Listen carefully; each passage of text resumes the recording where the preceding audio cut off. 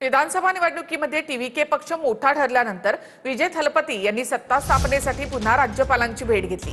तामिळनाडूचे राज्यपाल राजेंद्र आर्लेकर यांनी सत्ता स्थापनेसाठी अट घातली।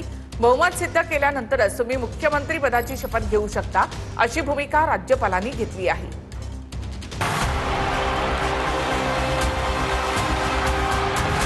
नंद्री वणक्कम। तमिळगाव वेत्री कळघम म्हणजे टीव्हीके या पक्षाचे प्रमुख विजय थलपती सध्या चांगलेच पेचात सापडले। विधानसभा निवडणुकीत टीव्हीके पक्ष मोठा ठरल्यानंतर विजय थलपतींनी सत्ता स्थापनेसाठी पुन्हा राज्यपालांची भेट घेतली।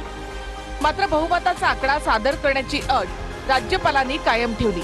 त्यामुळे सत्ता स्थापनेचा पेच अद्यापही कायम आहे।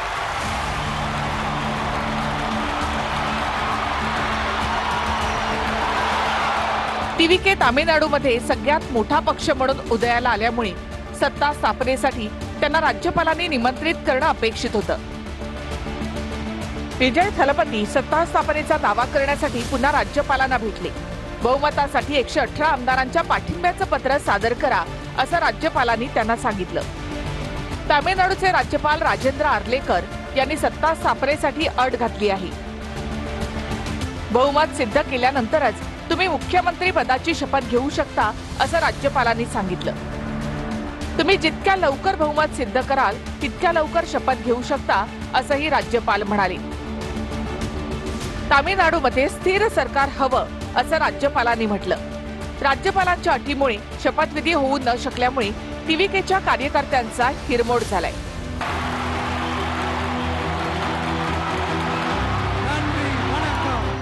तामिळनाडूमधला विजय थलपतींचा शपथविधी कशावरून अडला? विजय थलपतींच्या टीव्हीके पक्षाने तामिळनाडू विधानसभा निवडणुकीत 108 जागा जिंकल्या आहेत। काँग्रेसच्या 5 आमदारांनी टीव्हीकेला पाठिंबा दिला आहे। त्यामुळे या दोघांचं एकत्रित संख्याबळ हे 113 इतकं झालं। तामिळनाडूच्या 234 जागांच्या विधानसभेत बहुमत सिद्ध करण्यासाठी 118 ही संख्याबळाची गरज आहे। त्यामुळे सध्या टीव्हीकेला बहुमतासाठी 5 जागा कमी पडतायत।